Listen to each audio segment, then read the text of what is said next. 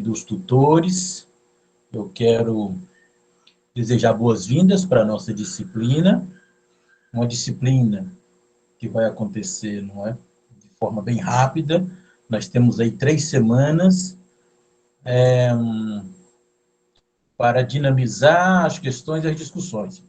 O que foi, então, que eu criei como estratégia, né? A ideia, então, foi condensar discussões, ou seja, alguns textos que eu poderia ter colocado, eu retirei, porque pela dinamicidade, né, cronológica da disciplina. Então, eu optei em fazer uma economia de quantitativo de textos, mas não a economia na reflexão, no diálogo, nas partilhas, não é? Da própria experiência, ou da experiência de leitura, ou da própria experiência do cotidiano, né, das pessoas. Bem, essa é uma disciplina que eu vou dizer para vocês, é uma disciplina que ela é tensa, ela pode se tornar muito tensa, porque ela está diretamente lidando com questões que nos interessam. O título da disciplina, né, é Política e Sociedade, ou seja, vivemos uma ebulição. Isso eu não estou falando de caso do Brasil em específico, estou falando do mundo. Nós temos uma ebulição onde o sistema democrático ele precisa ser repensado. A ideia de Estado está sendo repensada, porque nós temos novas aspirações, nós temos novas demandas, a fisionomia do mundo está alterando-se. E considerando, né, essas questões peculiares e que, por sua vez, nos afetam aqui no Brasil, não é, que pode gerar paixões, emoções, ressentimentos, recalques. Nós vivemos um momento de muito recalque e ressentimentos. Bom, mas o que é que eu vou fazer com vocês ou para vocês? Ou, né, como é que nós podemos aqui partilhar de alguns elementos específicos? A questão é transformar o campo político em uma discussão científica acadêmica. Bem, não vou usar com vocês o termo ciência política, porque é um termo até mesmo discutido pela própria sociologia, é um termo dúbio, porque pensar essa aproximação entre ciência e política, como ciência política, ela pode causar enganos e confusões. Então, apropriei de textos que necessariamente eles vão abordar conosco a questão do político sob o ponto de vista da ciência social, representativamente aqui, no nosso caso, a própria sociologia. Então, é a sociologia weberiana, de Bourdieu, do Habermas. Então, são 3 intelectuais que dedicaram tempo para poder pensar o político. Pensar como as organizações sociais, as organizações políticas e institucionais, elas se dão nesse veio do Estado. E que Estado é esse, né? É o Estado que nós vamos aproximar a relação entre democracia e liberalismo. Isso tudo nós estamos vivendo, faz parte do nosso dia, nós até emitimos opiniões a respeito disso. Bem, e precisamos emitir opiniões, né? Entretanto, nesse caso em particular aqui, nós vamos expressar as nossas manifestações ou nossos argumentos baseados em estruturas analíticas que, por sua vez, faz com que nós tensionamos a nossa paixão com a racionalidade. Então, nesse quesito, é difícil sempre pensar de forma racionalizada, uma vez que vivemos e experimentamos determinados elementos que fazem parte do nosso objeto de discussão. Mas, claro, é para isso que a ciência existe. Ela existe para que as manifestações individuais elas sejam colocadas no seio doméstico e no campo da reflexão a gente pensa o político, a gente pensa o social. E aí, então, vamos agregar, não é? Como a própria disciplina nos exige essa relação próxima entre o político e a sociedade. Bem, então, para vocês ficarem aí tranquilizados, a disciplina ela tem um caráter muito mais didático do que pedagógico. Por que eu falo assim, né? Pensando sobre a teoria da aprendizagem, né? Eu não quero que vocês fiquem aí reproduzindo conteúdos, né? Que concorde ou discorde. Não é esse o objetivo. É como é que nós aprendemos da reflexão e da crítica. Como é que nós podemos nos tornar sujeitos atuantes no campo da reflexão. Bem, esse é meu objetivo. Não vou adentrar em nenhuma discussão de ideologia, mesmo que a questão da ideologia apareça como objeto, ou como parte do próprio objeto, mas ela não é a nossa discussão partidarizada. Então, por que eu digo para vocês que há tensão nessa discussão aí entre polícia e sociedade? Porque vamos falar de partidos, vamos falar de legendas partidárias, vamos falar da administração democrática, da representatividade do cidadão, o poder de voto, ou seja, não é? Esse poder aí com aspas, porque nós precisamos entender o que significa o poder de voto. Então, vamos ao seio do Estado e da sociedade civil. Vamos pensar racionalmente como essas duas esferas se comportam para o benefício de um cidadão que faz parte dessa organização institucional. Ora, espero que vocês possam, né, aprender alguma coisa aqui nesse curso, esse é meu objetivo. E aí, se tiver alguma dúvida em relação à questão do processo avaliativo, depois vocês podem até me perguntar, sem problema algum. Mas vamos esquecer essa parte, né? Mais institucional. Vamos nos apegar aqui a um caráter reflexivo. Bem, vamos dividir então as nossas discussões.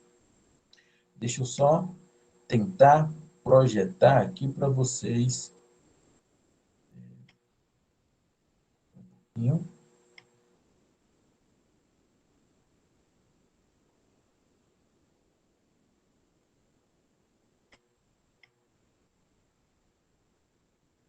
sei se para vocês vai aparecer. Só um instantinho. Aqui, agora vai.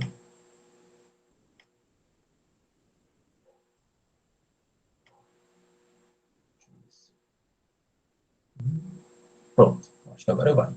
Pronto. Espero que vocês estejam visualizando. Deixa eu só aumentar mais um pouquinho essa letra. Essa parte introdutória que eu ia fazer, né, eu já me dou por satisfeito. Eu quero dizer para vocês que o político nunca despertou tanto interesse no cotidiano como agora. Ou seja, as pessoas, boa noite, Regiane, as pessoas, elas estão interessadas no elemento político. Isso porque nós não podemos separar, principalmente hoje, não podemos separar, aqui eu grifei para vocês, essa relação próxima entre religioso, econômico, político.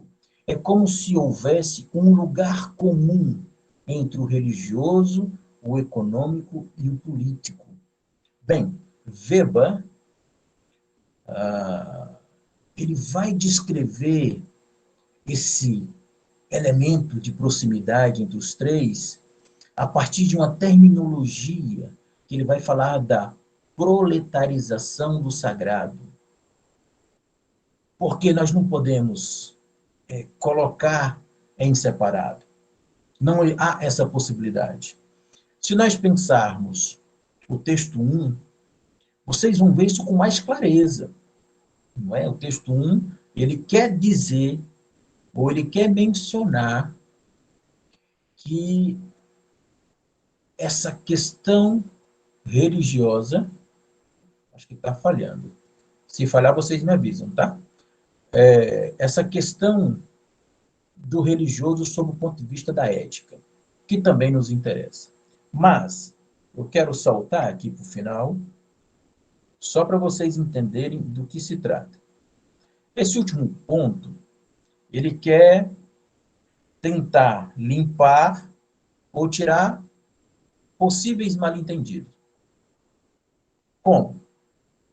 O texto 1, vocês podem notar que o texto 1 está na unidade 1, na unidade 2, na unidade 3. Ele não é um texto que nós vamos segui-lo. Não é um texto que eu tenho carinho por ele. Para exemplificar aqui. Ele é um texto que é o nosso objeto de discussão. Ou seja, nós vamos pegá-lo como objeto de discussão, porque ele quer tratar... Deixa eu só aumentar aqui, então. Melhorou aí. Esse texto 1, então, ele está desejoso do processo eleitoral empiricamente constituído no Brasil de 98 a 2014. E aí ele vai tentar quantificar dados. Claro que ele, aparentemente, é um texto mais engajado do que propriamente os autores que nós vamos colocar para contrastar ou para criticar. Bem, então o texto 1 é o objeto. Então ele vai perpassar as 3 unidades, porque os nossos intelectuais, como Weber, Bourdieu, Habermas, serão o nosso veículo para a discussão desse texto 1. Então, essa é a parte econômica. Então, o texto 1 que você vai ler agora na unidade 1, ele vai ser aproveitado na 2 e na 3, como objeto de discussão. Bem, aí, então, nós temos o texto do Bourdieu. Eu vou pegar 2 textos do Bourdieu, que está dentro da obra, sobre o Estado. Essa versão que eu mandei para vocês é uma versão digitalizada, foi a mais próxima que eu consegui para vocês terem acesso ao material. Então, disparei para vocês aí. Se vocês tiverem outra versão, pode utilizar. Então, do Bourdieu, 2 textos, 2 cursos, na realidade. Um, que é esse agora, vai ficar mais voltado para o campo do político. A unidade 2, ela tem um interesse nessa relação científica diretamente. E o Weber, que também faz parte dessa unidade, que estou usando a obra dele chamada Ciência e Política, Duas Vocações. Agora, nessa unidade 1, vai ficar o texto sobre a vocação política, ou a política como vocação. Bem, por fim, que aí, claro, né, Bourdieu e Weber se repetem na unidade 2, mas são textos diferentes. E na unidade 3, vamos ficar exclusivamente com Habermas. Um autor denso, com muita discussão. Eu coloquei Habermas como o autor mais específico para as discussões que nós podemos levantar sobre partidarização, coligações, parlamentarismo, representação civil e essas coisas todas. Não é? Bom, então vai ficar o Habermas na unidade 3. Entretanto, na unidade 1 e 2, vocês têm, além do texto 1, mais 2 textos. Todos, antecipo, né? Todos os textos são de leitura obrigatória. Ou seja, esses textos que estão aí, todos eles serão lidos. Entretanto, optei em deixar cada um individualmente escolher qual a segunda alternativa na unidade 1 e 2. Você pode escolher, não, eu quero ler o texto 1 e o texto do Bourdieu, ou o texto 1 e o texto do Weber. Você pode optar. Nesse momento aqui remoto, o que eu vou fazer? Eu vou comentar esses textos todos de forma geral, de forma específica, conduzindo para aquilo que lhes interessa. O quê? A resolução de um problema que vai ser o Fórum 1, certo? Bem, então, feito esse esclarecimento, não é? Eu já começo a pensar com vocês um pouco os elementos materiais desses textos. Eu vou fechar aqui, só um instante, para não gerar problemas. Então, eu quero começar com vocês, já puxando essa ideia do interesse político, ou dessa cotidianidade do político. O político ele entrou nas nossas conversas do dia a dia. Diferente. Eu sou um pouco mais velho, né? Acredito, sou dos anos 80, e claro, a minha consciência política ela só se forma bem depois dos anos 80, mas a imagem que se tem dos anos 80, não é? Levando aqui em consideração a experiência e a percepção, é que o voto ele era instrumentalizado. Ou seja, havia uma dissociação entre o cotidiano e a obrigatoriedade do voto. Então, vota-se, feito o voto, você exerci a minha obrigação cívica. E a sua vida segue. Entretanto, não. No Brasil em específico, não é? A partir aí, vou colocar mais incisivamente, a partir de 2010 para cá, nós já mudamos esse hábito ou essa forma de encarar o político. Porque o político ele faz parte. O político foi vindo para o nosso cotidiano. E hoje, pela dinamicidade das redes, das informações, né? Essas redes sociais, Facebook, Instagram, deixa eu ver o que mais que existe. Eu não sou muito antenado nessa questão de redes sociais, mas nessas redes sociais, nós bravamente vamos lá e jogamos o que nós pensamos. Nós jogamos. E aí eu volto a repetir, não é? Sob o ponto de vista, é o Twitter, obrigado, Fabiana. Aí eu volto a mencionar para vocês, sob o ponto de vista de uma arqueologia da psicanálise, e aí a gente encontra essa arqueologia psicanalítica, seja em Freud ou seja em Lacan, nós estamos ou estamos sendo movidos por um desejo morto. Qual é o desejo morto? O recalque. Então, no nosso cotidiano, quando nós estamos comentando política, nós estamos adentrando lá ou com esse recalque, porque nós compramos. Na hermenêutica, nós chamamos isso de eu trago para tão perto de mim que é meu. Sendo meu, eu tenho afeto. Então eu tenho paixão. E aí, nesse sentido, do recalque, do ressentimento, da mágoa, do sentimento de dívida. Não esqueçam que a nossa experiência do tempo, a nossa consciência, ela também é movida com o sentimento de dívida em relação ao passado. Bem, quando a gente vai para essas redes sociais, nós jogamos o que nós achamos, não é? O que nós entendemos. Por quê? Volto a dizer, porque o político está no cotidiano. Lá nessas redes sociais, além de falar do político, eu também falo da ciência. Eu digo, olha, esse médico está errado. Mas como? Eu não sou um cientista da medicina, mas eu me sinto no direito de dizer, está errado.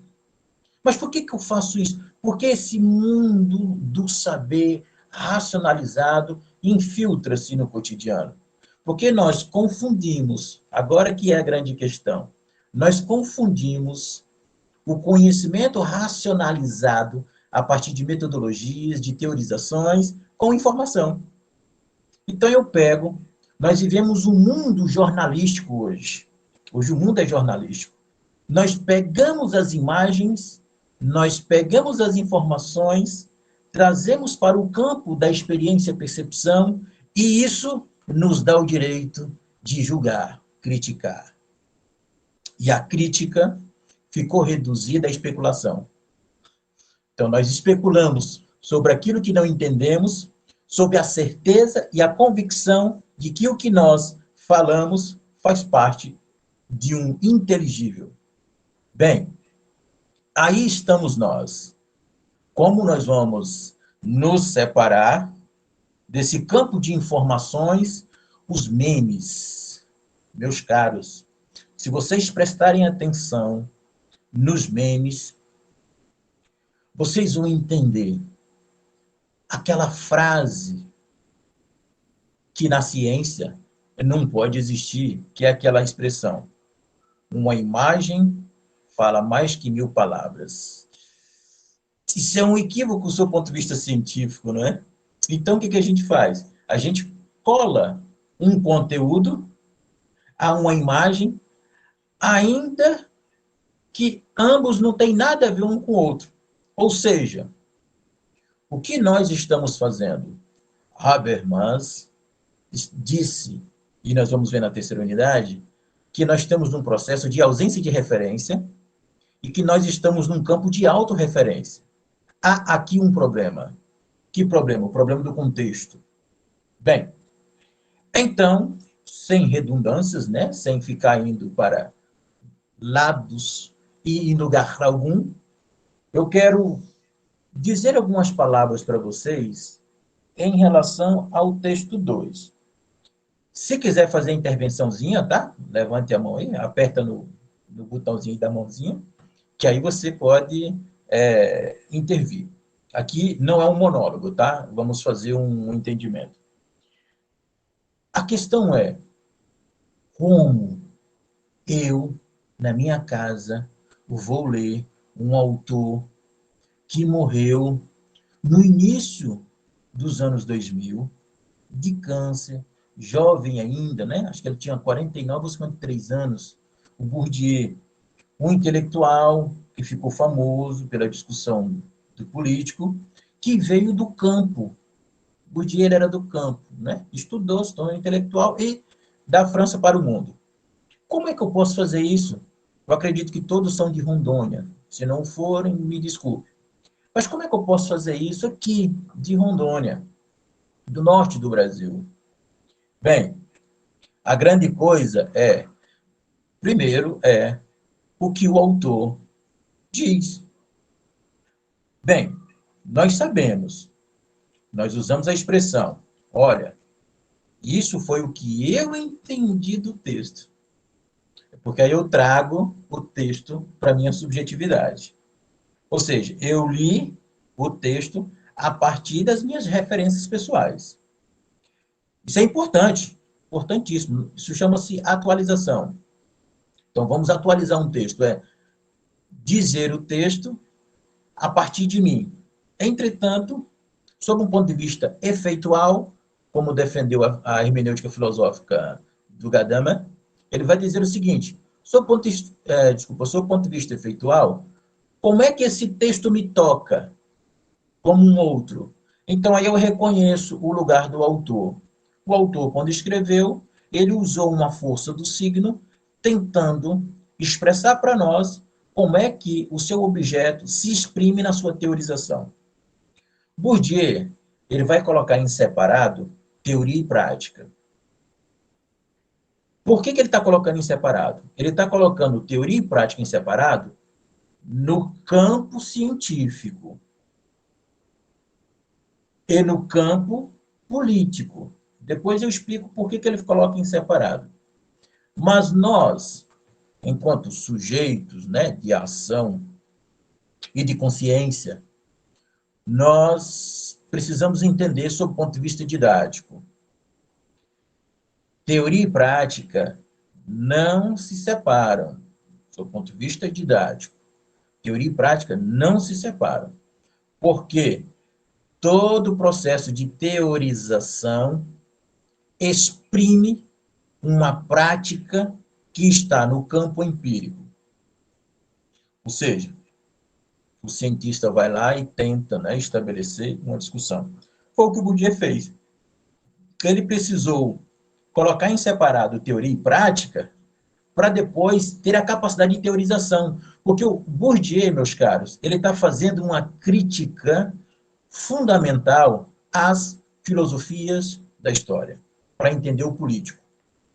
Tá aí porque, quando eu coloquei o vídeo para vocês, se eu estiver falando rápido, me interrompam, tá? Sem problema. Aqui empolga e vai. Aí, então é o seguinte. O Bourdieu, ele faz uma crítica às filosofias da história, porque ele vai dizer, o Estado não é um sujeito capaz de produzir proposições. Ora, você vai dizer, como? E aí eu já até mencionei, se não estiver enganado, no videozinho, né, anterior. Por que o Estado não é um sujeito? Porque o Estado, meus caros, ele não produz ação racional.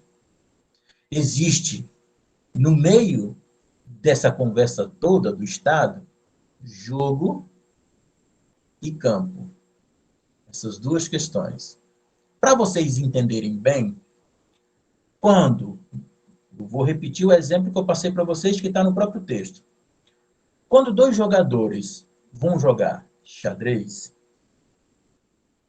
eles já vão jogar a partir de regras pré-estabelecidas que determinam a conduta do jogo.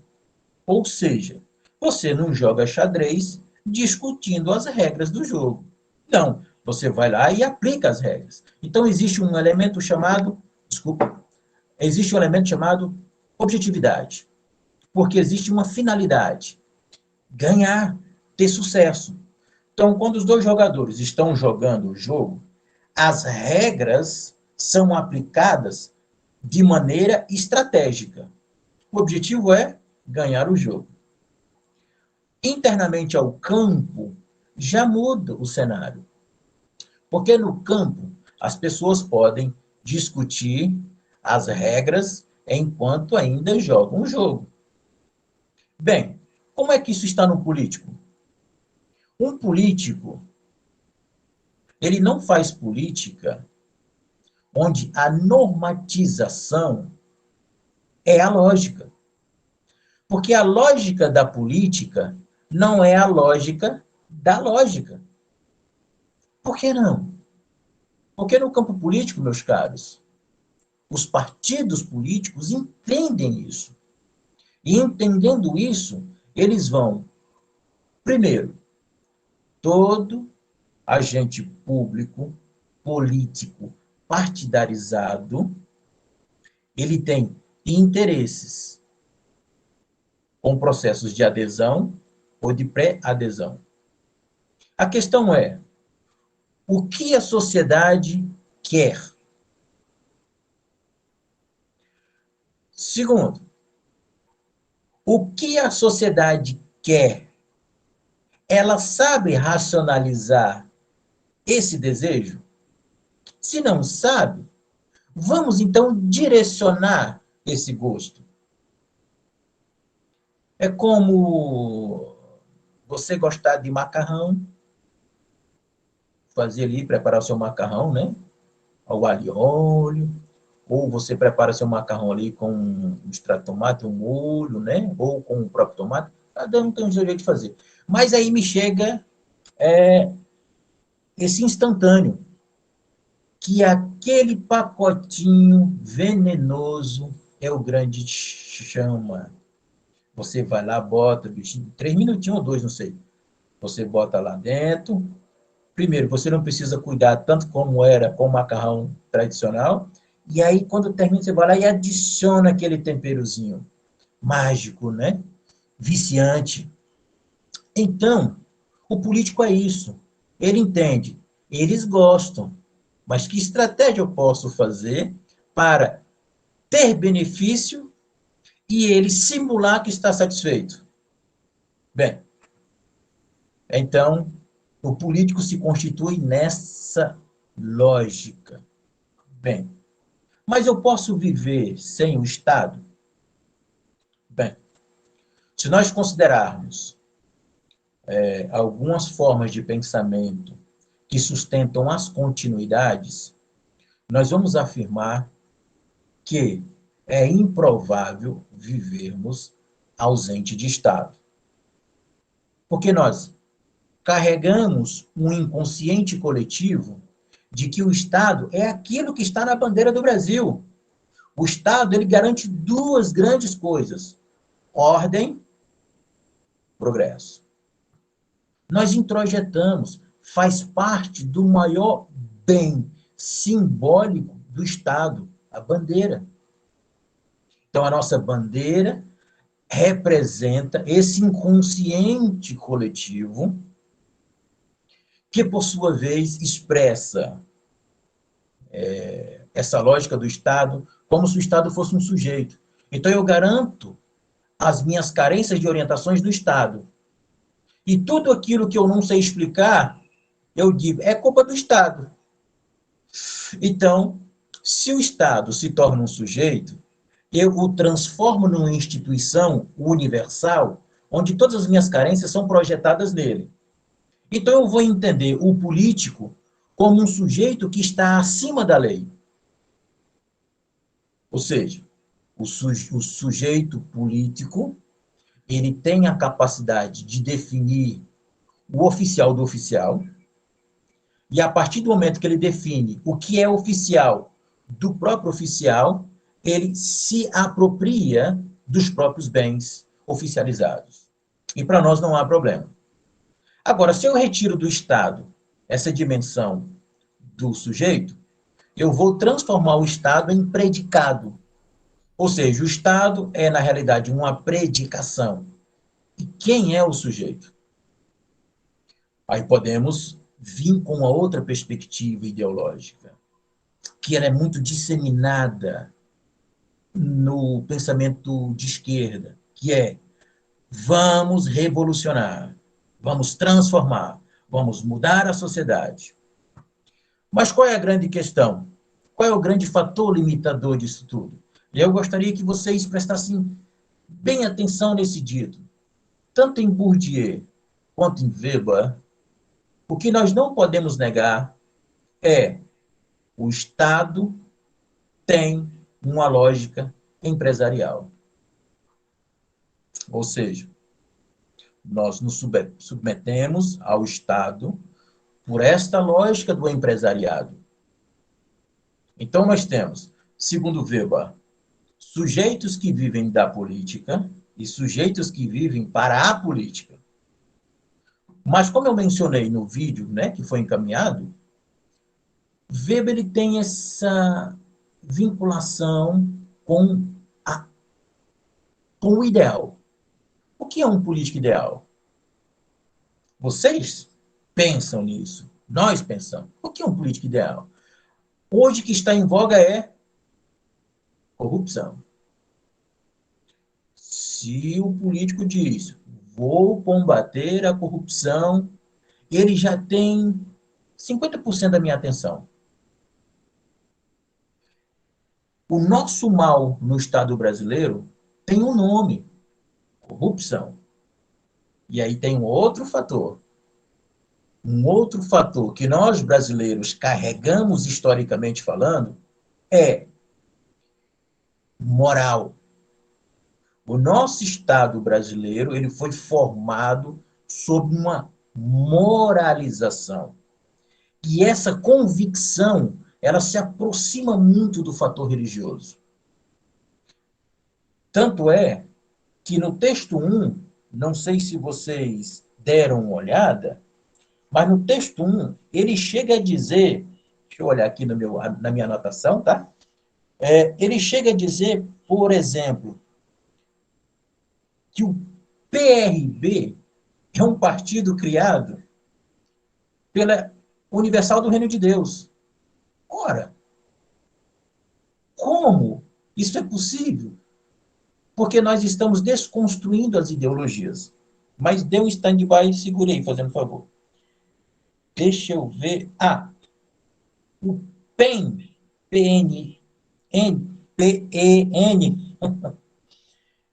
que é o Partido Ecológico Nacional. De ecológico ele não tem nada. Ele é um partido que foi fundado pela Assembleia de Deus. Aí você me pergunta, mas como é possível haver a constituição de partidos políticos no seio, no interior do religioso? Ora, no Brasil, nós não colocamos em separado essa dinâmica. E aí, se vocês retomarem aqui, né, nesse momento nosso presente, quando eu coloquei para vocês aquele, projetei ali, né, para vocês, estava lá. Eu afirmei, eu não coloquei em dúvida, eu coloquei que religioso, econômico, político, eles estão abraçados, porque nós carregamos em nós um sentimento anticorrupção e de moralidade. Por que veio à tona toda essa discussão? Alguns dizem, não me entendam mal, por favor, né? Os apaixonados dizem a culpa é do PT, porque ele foi mexer no bem mais precioso que nós temos no Brasil, a família, a forma de dominação tradicional. Olha qual é a acusação. E aí não vou entrar em discussões ideológicas, mas é um fato. No cotidiano, eu vou usar um termo aqui que é do filósofo Martin Heidegger. Ele vai dizer, no cotidiano, nós temos expectação do tempo. Nós esperamos, nós ansiamos, nós temos carência. E nós trabalhamos com ideias. Então, nós nos projetamos para o futuro. Então, nessa expectação do tempo no cotidiano, as pessoas olharam e disseram, o quê? Não posso mais botar nome no meu filho? Porque aí o cotidiano, ele ultrapassa as fronteiras do racional. Desculpa, no Habermas, nós vamos pensar o campo do irracional. Então, o quê? Não posso mais botar o nome? Ou seja, qual é a legenda da atual presidência da República? Ou o que movimentou essa legenda? É justamente isso, combater a ideologia de gênero. Entende? Então, vivemos um momento onde o político está atento a essas aspirações. A população disse, está errado. Então, o que faz o partidarizado, o que faz o político? Ele capta esse desejo popular, e aí eu falo de popular, de determinadas parcelas, porque a nossa sociedade ela é fragmentada em sistemas. Então, o que eu faço? Eu alimento mais determinados sistemas do que outros. E assim vai a política. Por que eu falo isso? Porque, sob o ponto de vista empresarial, o eleitor é um cliente. Então, o que eu faço? Eu vou fragmentar os meus clientes. Onde é que eu fragmento meus clientes? Partidos. Weber vai dizer, para que serve o partido? Para recrutar. O partido serve como recrutamento. E, além disso, o empresário que não tem relação direta com o Estado, porque ele nem é político e ele nem é servidor público, ele utiliza-se do Estado através do partido. Por que isso? Porque os partidos são o caminho onde nós acessamos a sociedade. Apesar de que tem políticos, vou dizer para vocês, bancadas evangélicas, beleza, não vou nem entrar nessa, mas tá bom. Mas, veja, olha a estratégia. Vou dar um exemplo para ficar fresquinho, né, na cabeça de vocês. O que fez, estrategicamente, Luiz Inácio Lula da Silva? Foi uma estratégia. Né, eu vou usar Luiz Inácio Lula da Silva, porque se eu falar Lula, vai achar que eu sou, né, partidarizado. Não. Aqui é para tornar um objeto de discussão. Lula, como um homem político, um homem que vive para a política, o que ele fez? Ele entendeu que a imagem dele, colada à imagem da legenda do partido, PT, atrapalhou ele. Tanto que no segundo mandato dele, ele se tornou um sujeito descolado do partido. Genialidade. Por quê? A imagem dele está acima da legenda. Como homem político, ele entendeu. Se vocês pegam, por exemplo, Luiz Inácio Lula da Silva, dos anos 80, a internet é bom por isso, né? Você pode baixar os videozinhos e olhar. Dá uma olhada no Lula, no período do regime militar, um homem combatente, né? Com a ideologia. E olha agora o Lula, um homem que está criando estratégias com os evangélicos. Ora, o que eu tenho a dizer para vocês? Se eu considerar o texto 1, nós precisamos entender que no Brasil as ideologias de direita e de esquerda elas estão reformulando-se. A esquerda precisou se tornar moderada. Ou seja, eu tenho que falar com os empresários. Não adianta eu vir com um discurso revolução, como é o nome? Desculpa.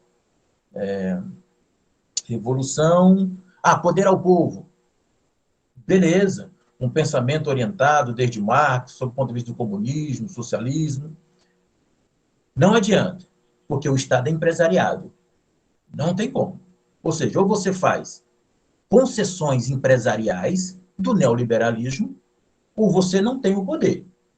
O ex-presidente Luiz Inácio Lula da Silva entendeu isso. O que faz a direita? Vamos pensar aqui no termo que o texto 1 está dizendo, né, que é a nova direita. O que fez a nova direita? Eles entenderam o negócio. Que com tanta informação, com a ausência ou com a perda da referência, o cotidiano, eu vou reproduzir aqui uma fala que é de um filósofo da linguagem chamado Jacques Derrida. Jacques Derrida disse: prestem atenção, no cotidiano, as pessoas não querem compreender o significado das palavras. Ou seja, no cotidiano, as pessoas não querem uma referência. Eles querem um envio. Que envio? É uma mensagem que eu possa partilhar e que me conforte. Então, a referência, ela é perdida, porque existe uma relação do estar junto antropológico do Maffesoli. Deixa eu ler aqui. A esquerda se vendeu ao capital, então por que... não deu para ler tudo. Só um instantinho. Deixa eu ver se eu consigo reproduzir aqui. Vamos lá. Eita. Posso ler, professor? Pode. Coisa boa. O Marcelo Almeida, ele colocou: a esquerda se vendeu ao capital, então por que a direita não pode comprar suas bandeiras? Desculpa, por que a direita não pode? Comprar suas bandeiras. Eu não entendi essa pergunta. Comprar as bandeiras. Eu não entendi. As bandeiras que eram da esquerda foram compradas pela direita, já que ela se ofereceu para vender. Entendi. Entendi. Ou eu acredito que entendi. Essa aqui me leva, né, a voltar ao primeiro texto, neste sentido, ou nesse fator, que é, eu não sei, só um instantinho, eu acho que vocês não... Vocês estão me visualizando aí? Ou fechou tudo? Agora sim, desculpa, é minha bagunça aqui. Aí, resultado, interessante, a esquerda não se vendeu ao capital, porque aqui nós temos um processo dialético. A questão é, sob o ponto de vista da partidarização, a ideologia teve que se submeter a discutir as regras enquanto o jogo está sendo jogado. Então, se você não faz concessões, você morre. O século XXI é um século onde a democracia precisa ser repensada. Ou seja, a esquerda compreende que o Estado é democrático liberal. Isso é um fato inegável. Não tem como negar isso. Então, o que a esquerda teve que fazer? Teve que abrir concessões, porque partido tem relação com dinheiro, com o econômico. Essa balança não fecharia se a ideologia se sobrepusesse a qualquer padrão racional. A esquerda entendeu que o mundo mudou. E esse discurso do revolucionário, vamos implantar o comunismo. Se você prestar atenção, desculpa que eu não vou me recordar o nome de quem comentou, mas tá bom. Se você prestar atenção, a experiência do tempo, ou a nossa consciência histórica em torno do comunismo, não é satisfatória. Se você pegar o caso Cuba, se você pegar o caso China, dizem ser comunistas, e aí, meus caros, agora eu vou dizer, para quem estuda, eu, por exemplo, só posso falar porque eu estudo, né? Para quem estuda o comunismo, o socialismo, o pensamento de esquerda, vai dizer, mas Cuba e China nunca foram comunistas. Coreia do Norte, menos ainda. Nós temos que entender essa diferença. Coreia do Norte, Cuba, ficou com um processo autoritário, onde ele pegou, agora vamos lá, ele pega o copo e diz, isso é o comunismo. Então, nós temos uma etiqueta. É igual ao supermercado, você vai lá hoje, tá no pacotinho o seu valor, 5,50. Amanhã você volta, já está 7,80. Ou seja, eu recolo as etiquetas. Só que aí pegou. A etiqueta pegou. Cuba, para mim é uma confusão, quando socialismo.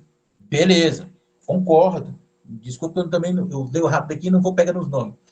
Mas concordo literalmente. Nós temos uma superficialização do saber e do conhecer.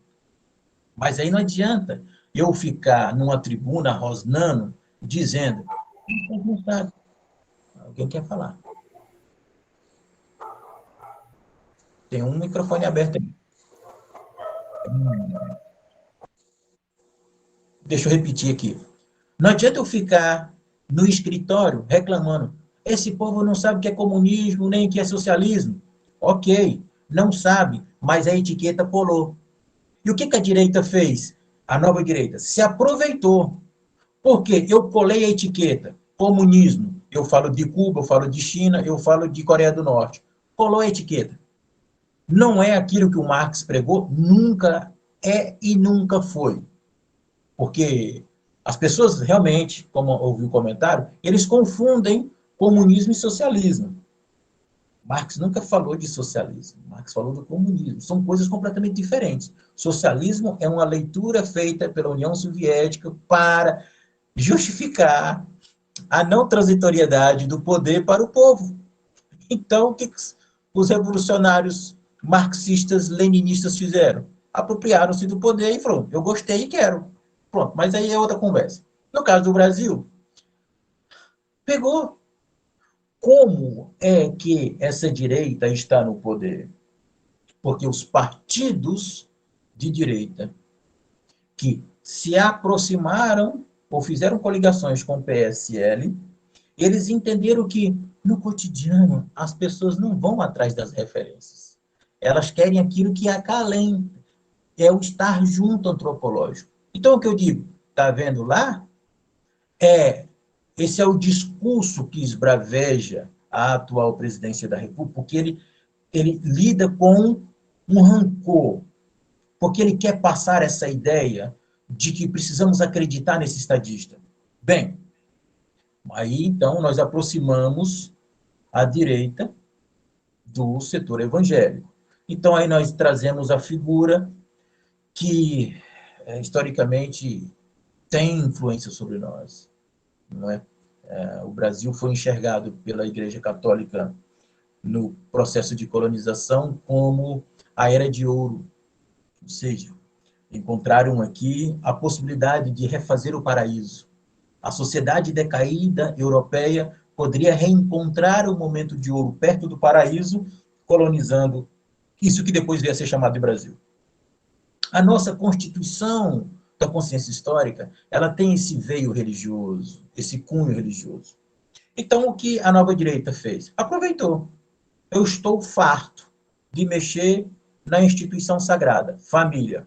Estou farto da corrupção. Então, o que eu faço? Eu jogo o medo contra a ideia do comunismo. O que é o comunismo? Ele vai lá roubar suas coisas. O comunismo vai pegar quem produz e dá para quem é preguiçoso. Esse experimento ilógico, irracional, foi feito por um professor norte-americano, onde ele disse, olha, eu vou aplicar a nota para vocês, e todos os alunos que foram bem, tiraram nota alta, eles tinham que dividir a nota dele com aqueles que não estudaram e que foram mal. Ou seja, vou planificar. Bem, essa nunca foi a ideia de um comunismo, para quem nem entende. Mas eu quero dizer que, para além dessa identificação da referência, no cotidiano as pessoas não estão atrás da referência, elas estão num processo de autorreferência. Então aí os partidos políticos estão atentos nisso, não é? Então, a esquerda não se vendeu o capital e a direita, propriamente, aqui eu estou falando da dialética, tá? Propriamente, não comprou as bandeiras de esquerda. É que a partidarização, a coligação, está para além da ideologia. A coligação está sob os interesses. E que esses interesses possuem códigos próprios. A questão é, como é que eu vou, sob o ponto de vista do partido, como é que eu faço? Eu posso arrebanhar o meu cliente, ok? Como é que eu arrebanho o cliente? Qual é a finalidade do partido? O poder. Mas para atingir o poder, ele precisa de clientes. E como é que esses clientes são cativados? Eu vou lá e faço negociação. Quero perguntar, professor, qual o papel da gestão pública no Estado neoliberal? Vamos lá. Pronto. Você me remete, pergunta boa, você me remete, eu vou tentar sempre fazer essa associação, tá? As perguntas com as referências que nós temos. Você me remete ao texto do Weber, que é o texto 3, se eu não estiver enganado aqui. Você me remete a esse texto dele, que, por sua vez, é um texto que eu gosto muito, um autor, né, que na sua dinâmica eu respeito muito. A sua contribuição para a ciência foi muito boa. Ricardo, só um instantinho. Eu vou responder essa aqui da gestão pública, tá? Gestão pública no neoliberal. Que eu me recordo disso. A grande questão é, como gerir o Estado? Era essa mesmo? Tá bom, Ricardo. Como gerir o Estado? A administração pública. O que nós fazemos? Primeiro, nós entendemos. O Estado é uma instituição que funciona. Beleza? Beleza. Não importa. Se você está contente ou está descontente. O Estado é uma instituição que funciona.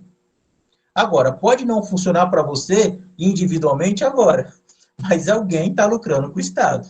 Isso é necessário, porque o Estado, ele compreende que a sociedade ela é constituída por sistemas. Esses sistemas são autorreferenciais e eles não conversam propriamente entre si. Por quê?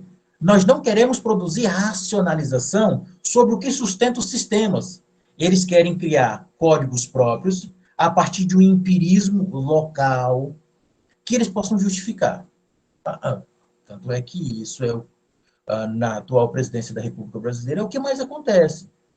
Isso é nítido, não é? Então, o que você faz? Você pega alguns dados, seja você simpatizante ou não, você olhe como é que o presidente da República, né, se comportou no discurso de abertura nesse encontro da ONU, o que foi que ele expressou e o que o sistema de comunicação faz no próprio Brasil.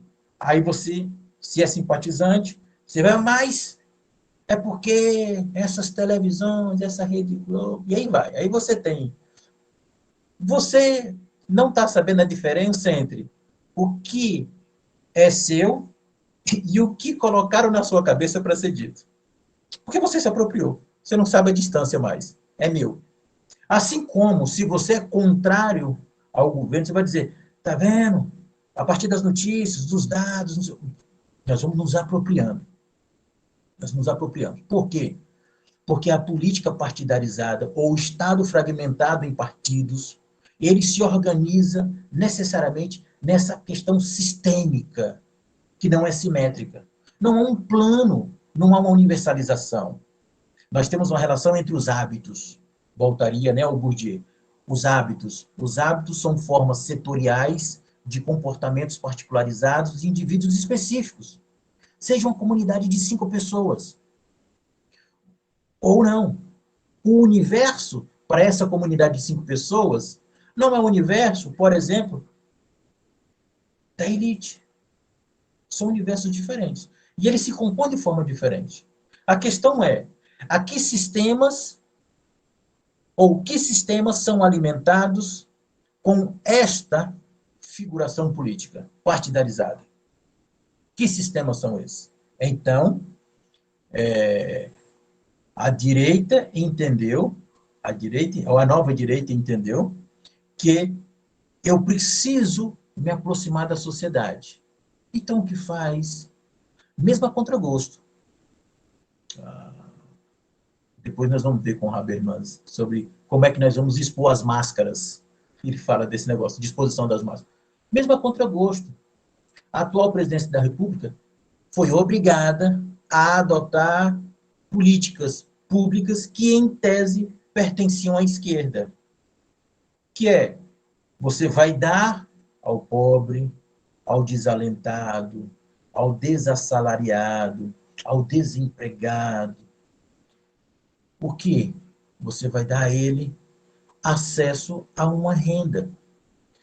Eles tentaram mudar o nome, acho que oficialmente mudou, né? Era para ser renda cidadã, se eu não estiver enganado. Mas aí, né, a Rede Globo incisiva, não, é uma cópia do governo já do Lula, que veio pela Dilma. Boa, Ana. Nós temos que garantir esse negócio do Estado do bem-estar social. Pronto. Fechou? Agora, eu volto à pergunta. Mas e aí? E a gestão pública na questão neoliberal? Bem, voltamos à questão. O grande slogan é a corrupção. Certo? Qual é a grande discussão? O Estado brasileiro é corrupto porque ele utiliza-se das estatais para gerir recursos para si mesmos, para desvios, e etc. Eu não estou conseguindo acompanhar a leitura. Se eu acompanhar a leitura, eu perco que totalmente. Aí a menina que estava lendo, se quiser ler depois... Eu, professor. Então, aí, Leite, agora você lê para mim, tá? Tudo bem. Ó, só chamar. Beleza, Leite. Boa. Aí, resultado. O grande lema é a corrupção. Mas aí me surge uma figura. Uma figura.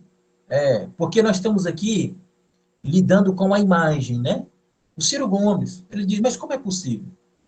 Um banco que me dá, vou chutar aqui, um banco que me dá, num ano, 4,5 bilhões de lucro, por que eu vou vender esse banco que me dá 4,5 bilhões de lucro estatal, vou privatizá-lo, vou vender por 5 bilhões e vou dividir o pagamento em 5 vezes? Aí ele disse, peraí, é a mesma coisa que eu estou alugando um apartamento, eu pago R$ 500 por mês, né? Em 10 meses, 5 mil. Eu chego para o dono e falo, rapaz, é o seguinte, me vende esse apartamento. Quanto você me paga? Vamos fazer o seguinte, me vende ele por 8 mil e me divide em 8 anos. Qual é a lógica? Não tem lógica. Para quem está comprando, não tem lógica. Ou, desculpa, para quem está vendendo, não tem lógica. Agora, para quem está comprando, tem toda a lógica. Agora, vamos pensar isso sob o ponto de vista do Estado. O empresário olha uma instituição, como fizeram com os Correios, né? Olha para a instituição e diz o seguinte, está dando déficit. Aí o que eles vão fazer? Eles vão lá, correm numa quantificação, apresenta tabelas e gráficos complexos e a sociedade não entende. A sociedade civil em si não entende. O que ela vai entender? Olha, está dando prejuízo. Tá vendo esse negócio aí? Aí eles começam a apresentar. Vamos vender, vamos vender, vamos vender. Pronto. Vende. Privatiza. Agora, tem algum problema privatizar? Eticamente e moralmente, eu não vou entrar na discussão. Mas eu vou dizer para vocês, sob o ponto de vista monetário, fiscalizador, gestão pública. Você faz parte da gestão pública e você é um agente de carreira. Você vai olhar a processualidade. O processo foi montado de venda ou privatização. Você vai entender se existe inconsistência ou corrupção.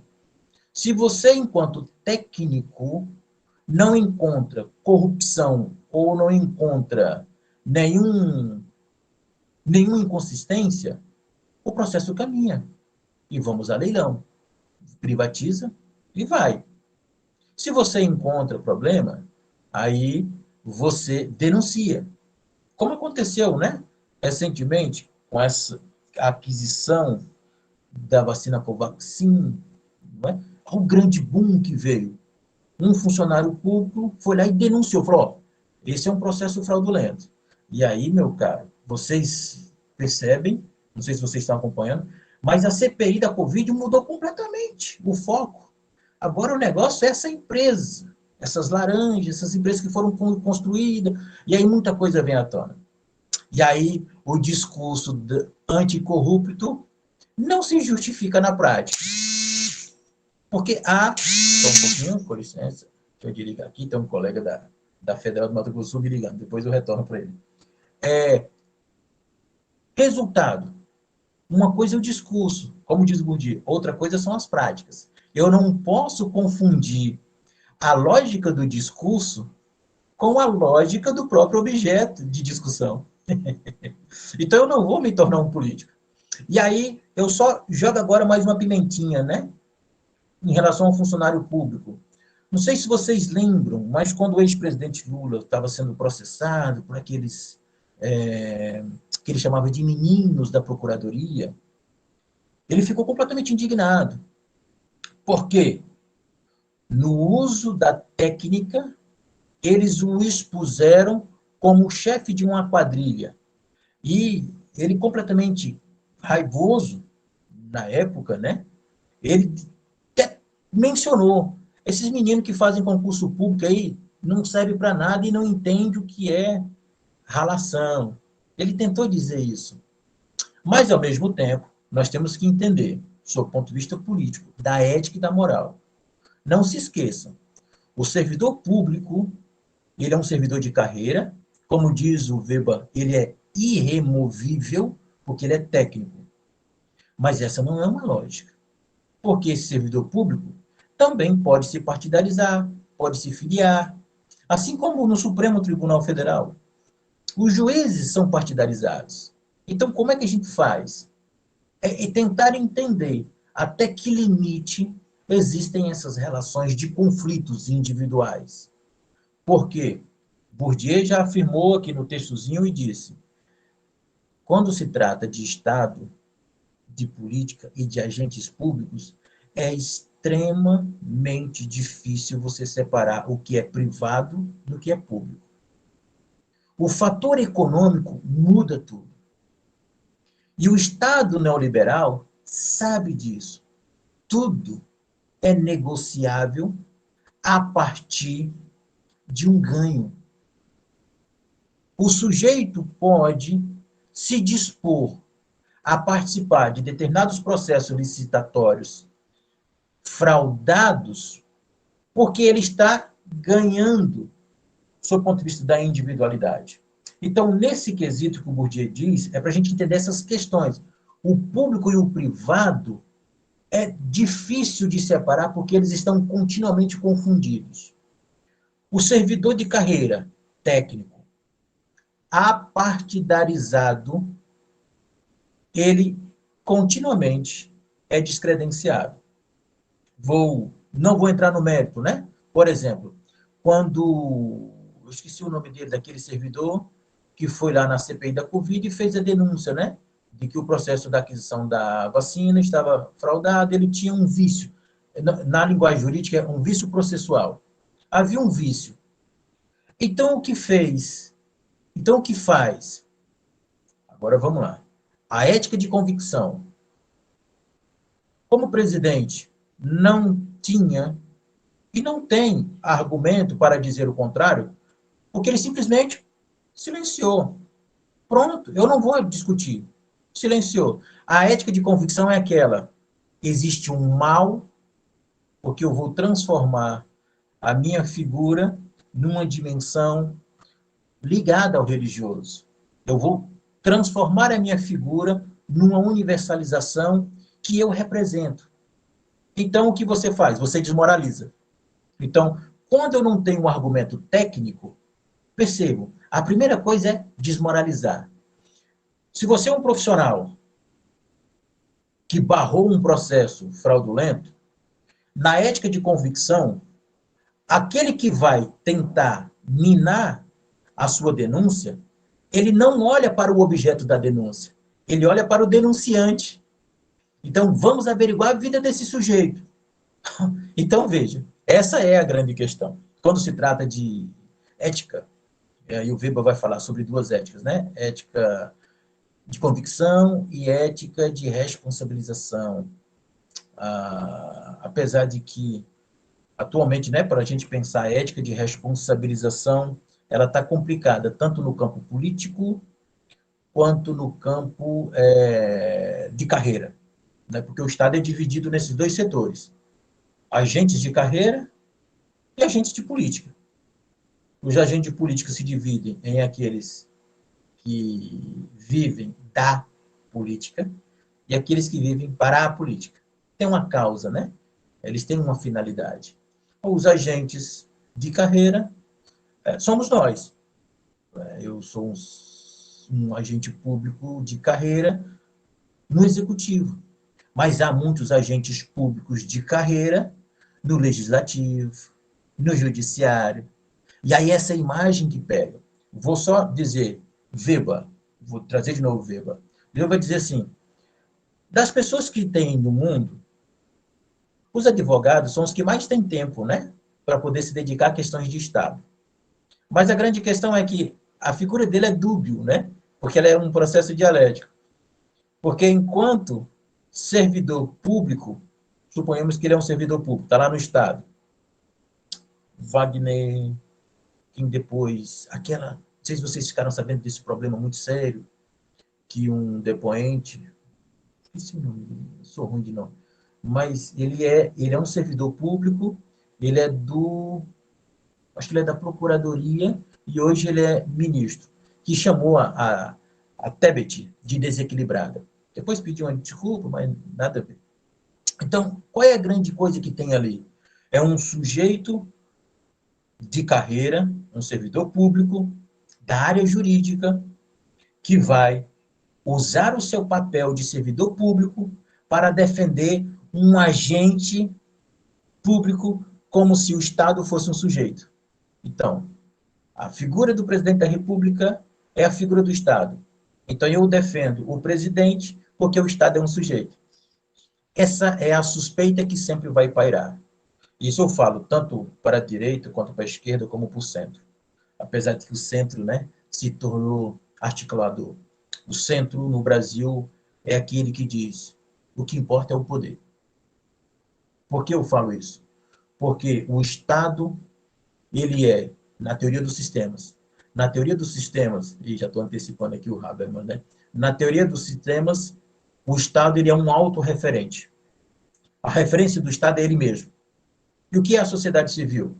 Vamos agir com a sociedade civil como benefícios simbólicos, e se não estiver dando certo, vamos usar legitimamente a violência. A violência é o destino do Estado. O Estado ele é violento, seja de um lado ou de outro. E essa violência ela é legítima, ela é legal. Tá? E por que nós temos polícia, não é? Bom, bem, então, pensando na questão da figura do Estado não sendo sujeito, nós temos que separar os agentes públicos do Estado. O Estado é uma instituição que lida com sistemas. Os partidos são aqueles que partilham ou que colocam em partes os clientes. Então, essa é a teoria dos sistemas.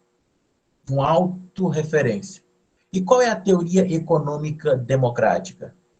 O neoliberalismo. Não está em outro caminho. É o neoliberalismo. Vamos tirar o neoliberalismo? Vamos colocar o que no meio? É a lógica do mercado. Então, o Estado empresarial, ele funciona a partir do neoliberalismo. Ah, como é que o gestor público vai lidar com o Estado liberal? Pela burocracia, ritualização processual, seguir as normas e compreender como é que as regras dos jogos estão sendo discutidas. Porque uma coisa é o jogo de xadrez, outra coisa é o campo político. O campo político não tem como viver sob regras pré-existentes, por dois fatores. Agora aqui eu já vou encaminhando para os meus finalmente, eu acredito que vocês já devem estar cansados de me ouvir falar, vou deixar vocês perguntarem agora. Dois motivos.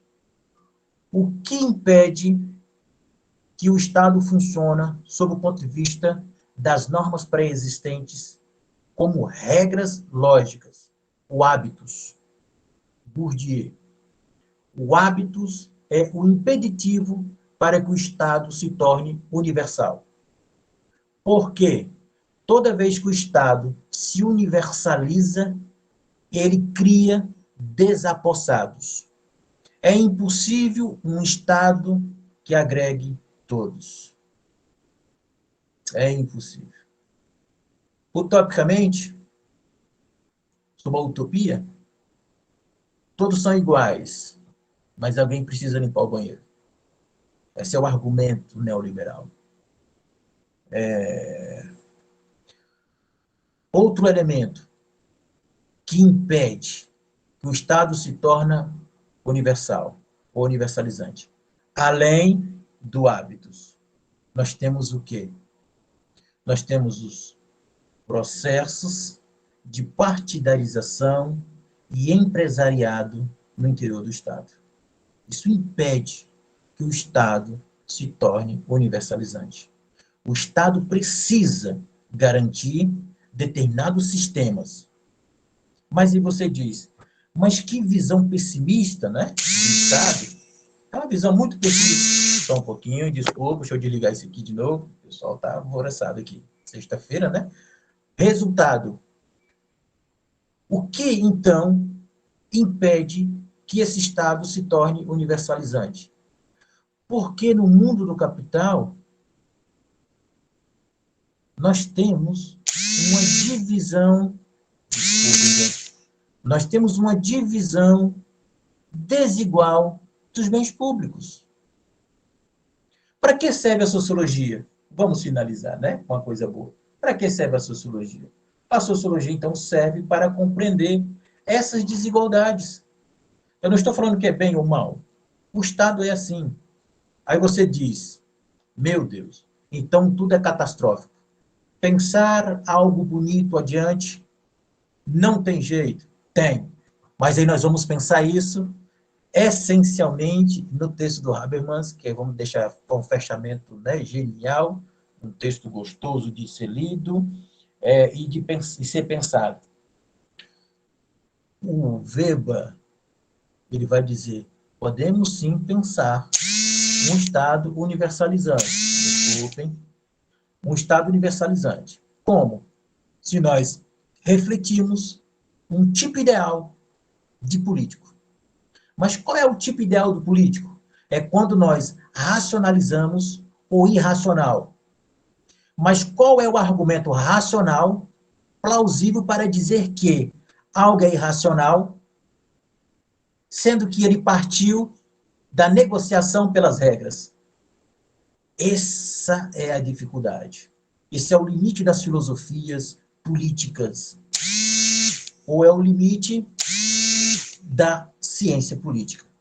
Então, nós temos que separar ciência e política. São duas vocações completamente diferentes. O político é demagogo. O cientista, ele é impopular. Nem a ciência consegue provar o seu valor próprio, porque ou você acredita ou não acredita na ciência. No mundo cotidiano é assim, ou acredita ou não. Não há argumento que eu possa criar para você se você já está convicto de alguma coisa. Então, a ciência não consegue provar o seu próprio valor, porque a ciência é um processo em progresso. Ele é um processo em progresso. Não é um progresso como universalização. É por partes. Bem, agora, a política não, né, meus caros? A política é popular, porque existe o carisma. Então, o político só se preocupa com a sua imagem. Ele precisa se ocupar com a sua imagem. Então, ele pode chorar mentindo. Ele não tem problema. Ele não tem compromisso com essa ética que a gente quer. O meu discurso é anticorrupção, moral, mas eu não preciso me comprometer com isso. Eu sou um político. Eu posso pensar que não é certo dizendo que é certo. É a política. A ciência não tem como fazer isso, porque a ciência não age de má fé. Agora, o uso discursivo da ciência, aí é outro departamento, tá ok? Então, não podemos provar nem o valor próprio da ciência e nem, me desculpem, da vida. Se nós pudéssemos provar o valor próprio da vida, eu decido quem vive e quem morre. E isso não é permitido para nós. Está aí o grande enigma. Quando o Estado não consegue, nós jogamos para Deus. E assim vai. Muito bem. Me encerro por aqui, meus caros. Olha, eu fui certinho no horário. 20 horas e 20 minutos. Está aqui. 10 minutos para a gente conversar. Querem perguntar alguma coisa sobre o fórum? Eu não sei. Ou lido, desculpa, Leide, tem alguma coisa para ler aí? Me perdoe. Sim, professor. O Francisco Mendes comentou aquela hora, né? Considero que os partidos políticos estão atentos aos reclames da população. E, com isso, estão reconfigurando suas ideologias e decisões, visando agradá-la. A Rose Oliveira comentou, professor, no aspecto político, qual a posição da direita em relação à desigualdade social? E Ana Paula está dizendo que sua aula foi um show. Olha, desse jeito eu vou ficar envaidecido. A Lúcia Mas... também está elogiando, a Francilene Ribeiro, a Eva Soares, enfim, a Patrícia Andrade, a Joelza, a Alice Marafon, Noranei, A Leica, um tema muito delicado, muito bem abordado. A Alessandra Cabral também está elogiando. A Cecília Andrade elogiando. Nossa, professor, muito elogio, sua aula bombou. O José Ventura, o Adalberto, excelente aula, professor Rodrigo. A Tainá Uchoa também elogiando. A Francilene, dá para explicar um pouco mais da atividade? Ela quer explicações. Só um instantinho aqui. Me dê um minutinho que eu já vou pegar o plano de ensino, porque aí eu vou direcionar aqui, tá? Universidade, deixa eu ver se é isso aqui. Vamos ver se abre aqui bonitinho. Tá aqui. Deixa eu ver. Fórum 1, né? Vamos lá. Antes de mais nada, né? Obrigado aí, pessoal, pela presença de vocês. E é muito bom partilhar, é muito bom.